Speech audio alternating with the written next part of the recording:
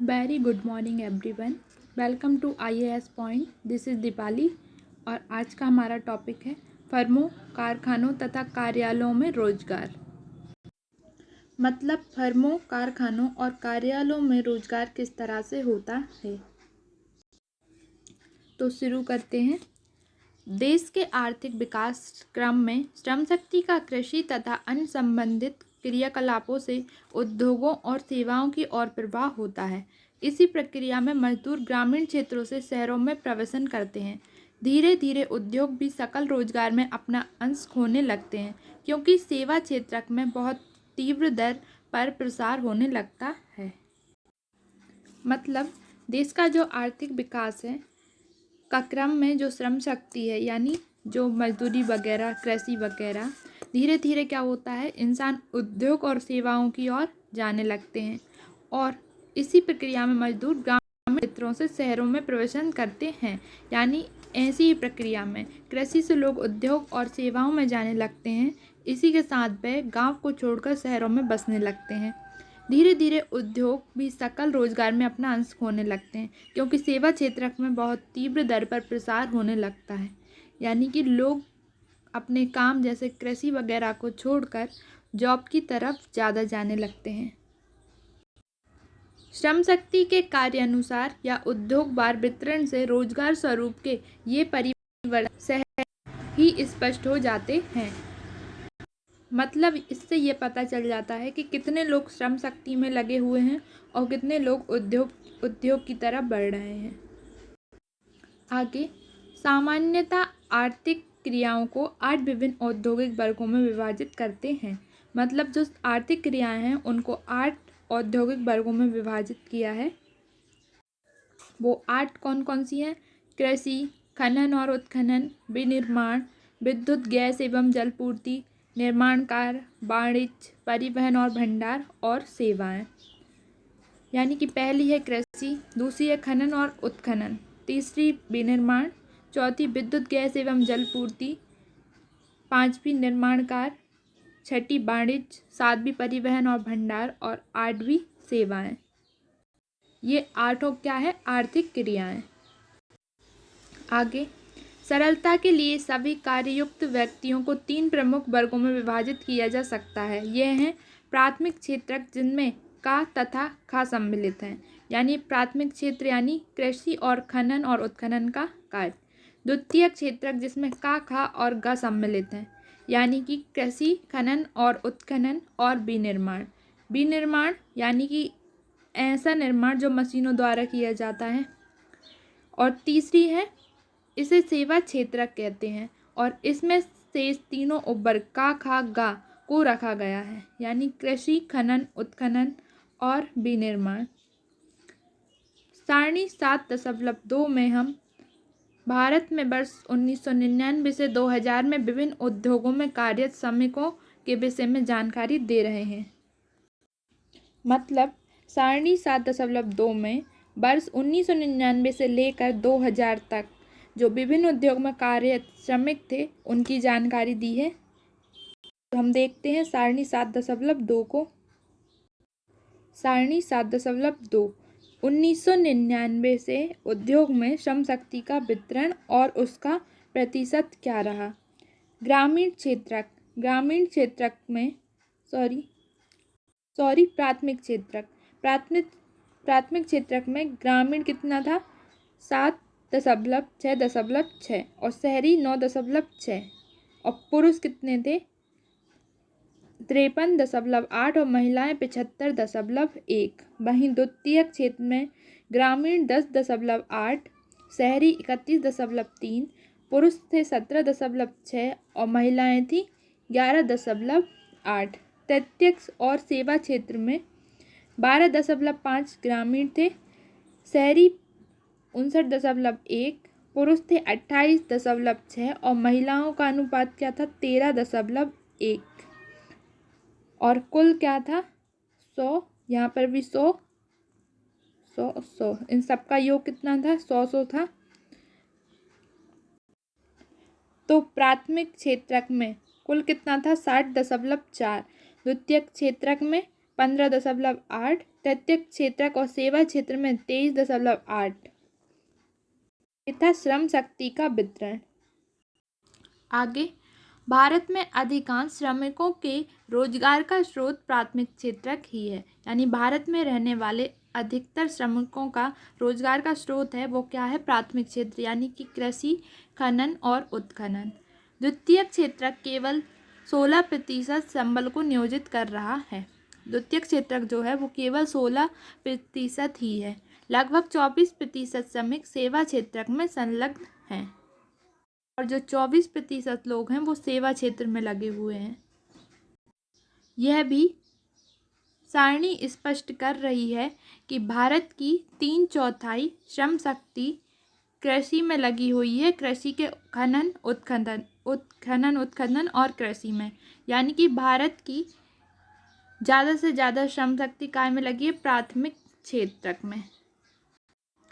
आगे, लगभग 10% ग्रामीण श्रमिक ही विनिर्माण उद्योगों, निर्माण और अन्य क्षेत्रों में लगे हुए हैं। केवल 13% ग्रामीण श्रमिकों को सेवा क्षेत्र से ही रोजगार मिलता है, किंतु शहरी क्षेत्रों में कृषि और खनन रोजगार के प्रमुख स्रोत नहीं हैं, जहां अधिकांश लोग सेवा क्षेत्र में कार्यरत हैं।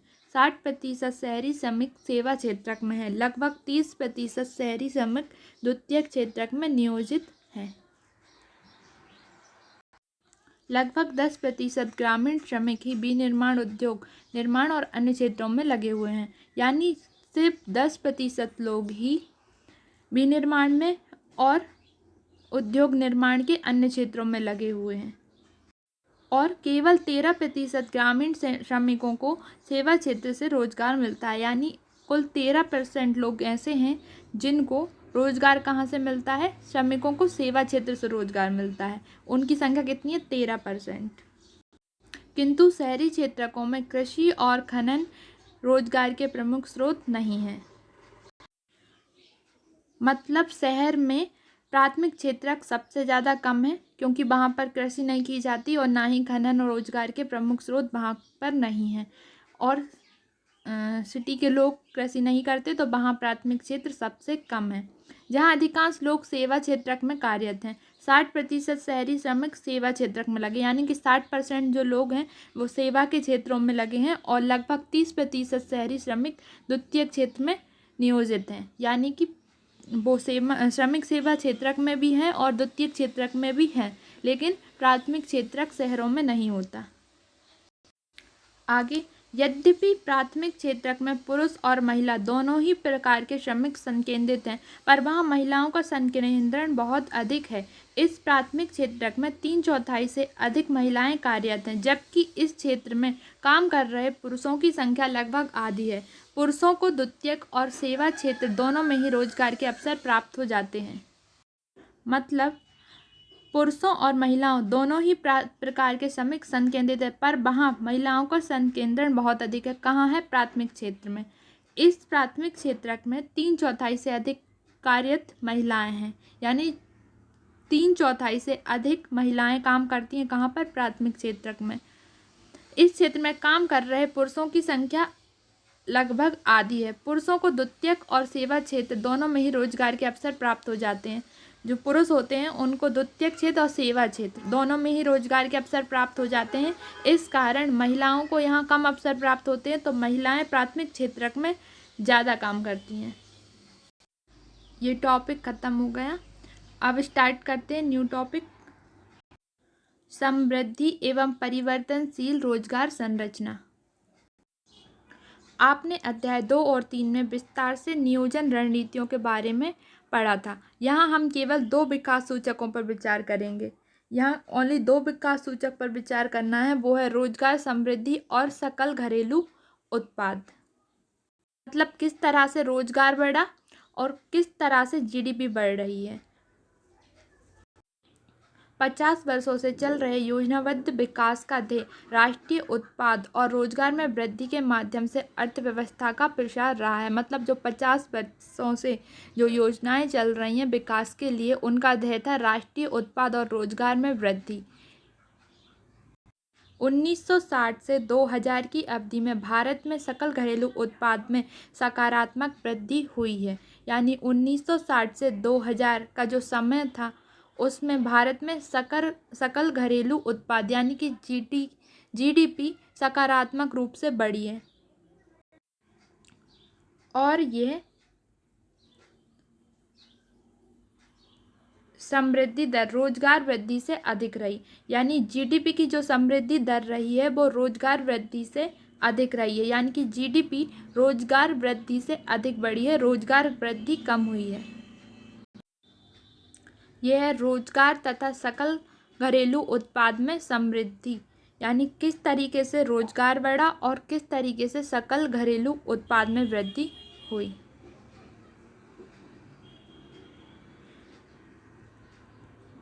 उन्नीस से 56 में रोजगार वृद्धि कुछ इस तरह से थी 0.39, 1956 में 0.85, 1961 से 66 में 2.03, 1967 से 1969 में 2.1, 1969 से 74 में 1.99, 1974 से 1979 में 1.84, 1980 से 1985 में 1.73, 1985 से 1990 में 1.89, 1990 से 1992 में 1.5 और 1957 से 2000 में 0.98।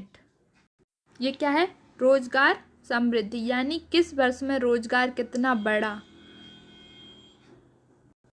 वहीं अगर जीडीपी को देखा जाए तो 1951 से 1956 में 3.6 थी, 1956 से 61 में 4.2 थी, 1961 से 66 में 2.8 थी, 1967 से 69 में 3.9 थी, 1969 से 74 में 3.3 थी, 1974 से 1979 में 4.8 थी, 1980 से 1985 के बीच 5.7 थी, 1985 से 1990 के बीच 5.8 थी, 1990 से 1992 के बीच 3.4 थी और 1957 से 2000 के बीच 6.1 थी। दोनों में से ज़्यादा कौन बढ़ा? जीडीपी। रोजगार समृद्धि भी हुई लेकिन कम हुई काई की तुलना में? जीडीपी की तुलना में। चार्ट को देखने में पता चलता है कि रोजगार समृद्धि दर के आगे सकल घरेलू उत्पाद समृद्धि दर अधिक रही है, किंतु सकल घरेलू उत्पाद की वृद्धि दर में कुछ उतार चढ़ाव भी आते रहे। इस अवधि में रोजगार की वृद्धि लगभग 2% बनी रही। सकल घरेलू उत्पाद में कितनी वृद्धि हुई है वो तो देख लिया, लेकिन जो रोजगार की वृद्धि हुई है वो कितनी हुई है? सिर्फ 2% हुई है। आगे चार्ट 7.3 तो देखते हैं चार्ट 7.3।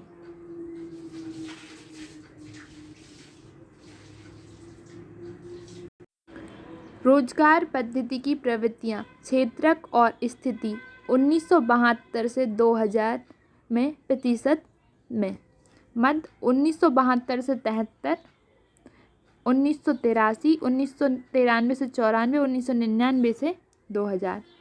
प्राथमिक क्षेत्रक में कितना परसेंट था? 74.3, द्वितीयक में कितना था? 10.9 और सेवा क्षेत्र में कितना था? 14.8। वहीं 1983 में प्राथमिक क्षेत्र में 16.6, द्वितीय क्षेत्र में 11.5 और सेवा क्षेत्र में 16.9 रहा। और 1993 से 94 में प्राथमिक क्षेत्र में 64, द्वितीयक में 16 और सेवा क्षेत्र में 20% रहा। और 1999 से 2000 के बीच प्राथमिक क्षेत्र में 60.4, द्वितीय क्षेत्र में 15.8 और सेवा क्षेत्रक में 23.8 रहा। ये था क्षेत्रक और क्षेत्रक की परसेंट। अब स्थिति क्या थी 1972 से 2000 के बीच की स्थिति? 1972 से 1973 के बीच स्वनियोजित लोगों का कुल परसेंट कितना था? 61.4 और नियमित वेतनभोगी कर्मचारी कितने थे? 15.4। और अनियत दिहाड़ी मजदूर वो कितने हुआ करते थे? 23.2। और वहीं 1983 में स्वनियोजित जो थे वो थे 57.3, नियमित वेतनभोगी कर्मचारी 13.8 और नियमित दिहाड़ी मजदूर 28.9।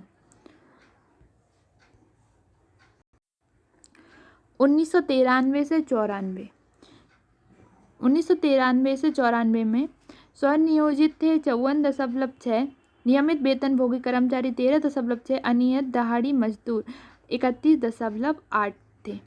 और 1999 से 2000 के बीच स्वनियोजित थे 52.6, नियमित वेतनभोगी कर्मचारी 14.6 और अनियत दिहाड़ी मजदूर थे 32.8। तो इस तरह से रहा क्षेत्रक और स्थिति। कायम रोजगार पद्धति की प्रवृत्तियों में क्षेत्रक और स्थितियों का प्रतिशत यानी कितने % क्या था। आगे 1990 के दशक के अंतिम वर्षों में एक अन्य चिंताजनक घटनाक्रम की ओर भी इंगित कर रहा है। रोजगार वृद्धि दर कम होकर उसी स्तर पर पहुंच गई जहां से योजना काल के प्रारंभिक चरणों में थी। 1990 के दशक की एक चिंताजनक घटना क्या थी कि रोजगार वृद्धि दर जहां से उसकी शुरुआत हुई वह बढ़ी तो थी कुछ दिनों के लिए, लेकिन वह घटकर उसी स्थान पर पहुंच गई जहां से उसकी शुरुआत हुई थी। जैसे इसमें 0.39 से शुरू हुई, कुछ समय के लिए वो यहाँ बढ़ी और इसके बाद वह कहाँ पहुंच गई? 0.98 पे। इसके बाद हो सकता है वह और नीचे भी पहुंच जाए। आगे इन्हीं वर्षों के दौरान हम सकल घरेलू उत्पाद और रोजगार की वृद्धि दरों के बीच काफ़ी बड़ा अंतर देख पाते हैं। इसका अर्थ यह है कि हम भारतीय अर्थव्यवस्था में रोजगार सृजन के बिना ही अधिक वस्तुओं और सेवाओं का उत्पादन करने में समक्ष रहे हैं। मतलब इन्हीं वर्षों के दौरान हम क्या पाते हैं कि सकल घरेलू उत्पाद और रोजगार की वृद्धि दरों के बीच कितना बड़ा अंतर है। सकल घरेलू उत्पाद तो ठीक तरह से बढ़ रहा है, लेकिन रोजगार की वृद्धि की दर ठीक तरह से नहीं बढ़ पा रही है। भारतीय अर्थव्यवस्था में रोजगार सृजन के बिना ही अधिक वस्तुओं और सेवाओं का उत्पादन करने में समक्ष रहे हैं। यानी जो भारत की अर्थव्यवस्था है उसमें जो रोजगार और सेवाएं हैं वह बिना रोजगार के ही सृजन करने में समक्ष रहे। और इस परिघटना को विद्वान रोजगार विहीन समृद्धि का नाम दे रहे हैं। अब इस परिघटना को विद्वान रोजगारहीन समृद्धि का नाम क्यों दे रहे हैं? क्योंकि रोजगारहीन यानी रोजगार के बिना ही सेवाओं और उत्पादों का सृजन करने में समक्ष हो रहे हैं भारत के लोग, यानी उन्हें रोजगार की ज़रूरत नहीं है और उन्होंने इस कारण रोजगार को कम कर दिया है। इस कारण विद्वानों ने इसे रोजगारहीन समृद्धि का नाम दिया। आगे अभी तक हमने देखा कि रोजगार सकल घरेलू उत्पाद की वृद्धि की तुलना में किस तरह बढ़ा है। अब यह जानना भी आवश्यक है कि रोजगार और सकल घरेलू उत्पाद की वृद्धि दरों के इन स्वरूपों ने विभिन्न वर्षों के श्रम बल पर किस प्रकार के प्रभाव डाले। इससे हम समझ पाएंगे कि हमारे देश में किस प्रकार के रोजगार अवसरों का सृजन हो रहा है। मतलब अभी तक हमने देखा कि सकल घरेलू उत्पाद तेजी से वृद्धि कर रहा है और रोजगार में वृद्धि नहीं हो रही है। अब यह जानना आवश्यक हो गया कि रोजगार और सकल घरेलू उत्पाद की वृद्धि दरों के इन स्वरूपों ने विभिन्न वर्गों के श्रम बल पर क्या प्रभाव डाला। अब जब सकल घरेलू उत्पाद की वृद्धि ठीक तरह से और तेजी से हो रही है और वहीं रोजगार की वृद्धि होते हुए भी उसी पॉइंट पे आ गई है जहां रोजगार में वृद्धि नहीं हो रही है, तो इस टाइम पर ये श्रम बल पर किस तरह से प्रभाव डाल रहे हैं। इससे हमें क्या समझ आएगा कि हमारे देश में किस प्रकार के रोजगार अवसरों का सृजन हो रहा है। आगे आइए पिछले खंड में बताए गए 2 सूचकों पर एक बार फिर से विचार करें। ये सूचक हैं विभिन्न उद्योग में लोगों को मिले रोजगार तथा उनकी स्थितियाँ। यहाँ प्राथमिक क्षेत्र में 1972 में सबसे ज़्यादा हाई रहा 74.3। फिर अब यही कितना है 60.4। और यहाँ 61.4 था स्वनियोजित में, और वही कितना हो गया 52.6। वहीं दिहाड़ी मजदूर पहले 23.2 थे, लेकिन अब 32.8, यानी इसमें वृद्धि हुई है। वहीं अगर हम देखें नियमित वेतनभोगी कर्मचारी 15.4 थे और 2000 की स्थिति में वह 14.6 हैं। स्वनियोजित यानी जो कृषि पर निर्भर होते हैं वो 61.4 थे, लेकिन अब वो कितने हो गए 52.6। वहीं अगर हम सेवा क्षेत्र को देखें तो पहले 14.8 के लगभग था और अब वर्तमान में 23.8 के लगभग है। मतलब सेवा क्षेत्र बढ़ रहा है। चलिए come back to the topic. हम जानते हैं कि भारत कृषि प्रधान देश है। जनसंख्या का बहुत बड़ा भाग ग्रामीण क्षेत्रों में बसा है और यह अपनी मुख्य आजीविका के लिए कृषि पर निर्भर हैं। यानी हम जानते हैं कि भारत एक कृषि प्रधान देश है, यहाँ शुरू से कृषि की जाती है।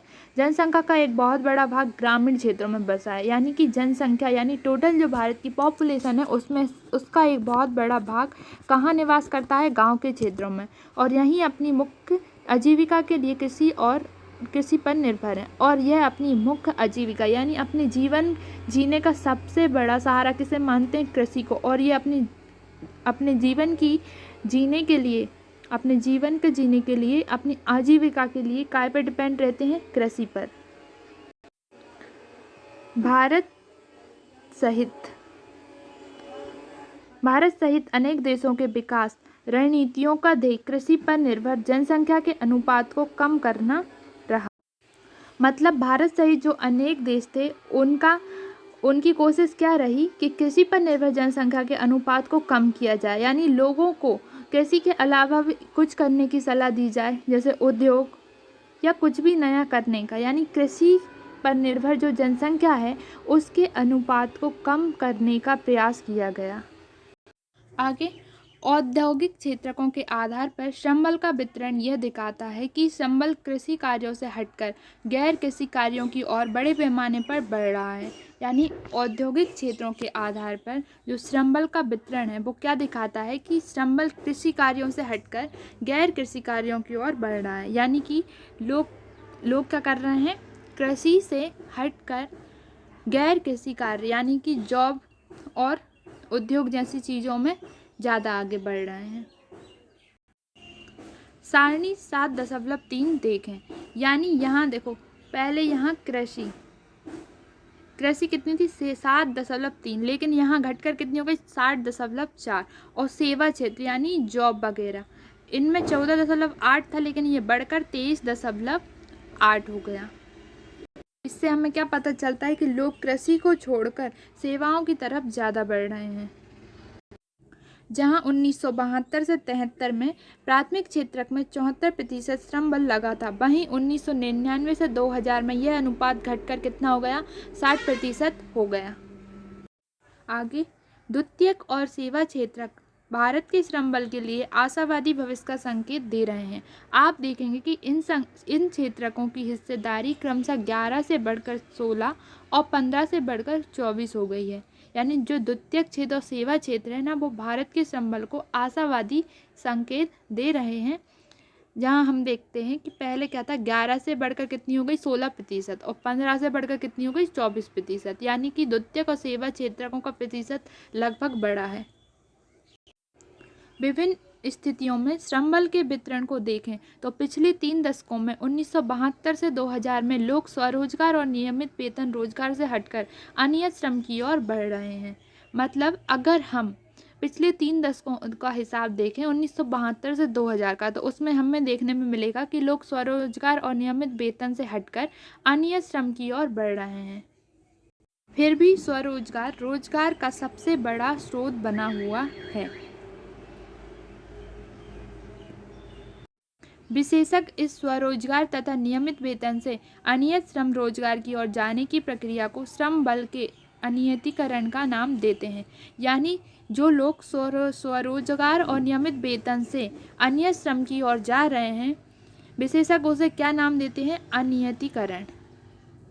इससे मजदूरों की दशा बहुत नाजुक हो जाती है। यह कैसे हो रहा है? 7.2 में वर्णित अहमदाबाद का विशेष अध्ययन देखें। इसके साथ ये टॉपिक होता है ख़त्म। कल से स्टार्ट करेंगे नेक्स्ट टॉपिक। उससे पहले हम 7.1 को देख लेते हैं। औपचारिक क्षेत्रक में रोजगार, यानी औपचारिक क्षेत्रक में रोजगार की क्या स्थिति थी? संघीय श्रम मंत्रालय देश के विभिन्न भागों में स्थित रोजगार कार्यालयों के माध्यम से औपचारिक क्षेत्र में रोजगार संबंधित जानकारियां एकत्र करता है। क्या आप जानते हैं कि औपचारिक क्षेत्रक में सबसे बड़ा रोजगारदाता कौन है? वर्ष 2001 में इस क्षेत्रक में कार्य कर रहे 2.8 करोड़ कर्मचारियों में से 2 करोड़ कर्मचारी सार्वजनिक क्षेत्रक में कार्यरत थे। यहाँ भी पुरुषों का ही वर्चस्व है। महिलाएं औपचारिक क्षेत्र के कर्मचारियों की केवल 1/16 अंश ही थीं। अर्थशास्त्रियों ने पाया कि 1991 से आर्थिक सुधार प्रक्रिया ने औपचारिक क्षेत्र में कार्य कर रहे कर्मियों की संख्या को कम किया है। आपका क्या मत है? ये है क्वेश्चन। आपका क्या मत है? आपका जो भी मत है वो मुझे बताना, और इसे मैं बाद में समझाऊंगी नेक्स्ट क्लास में। Okay, thank you.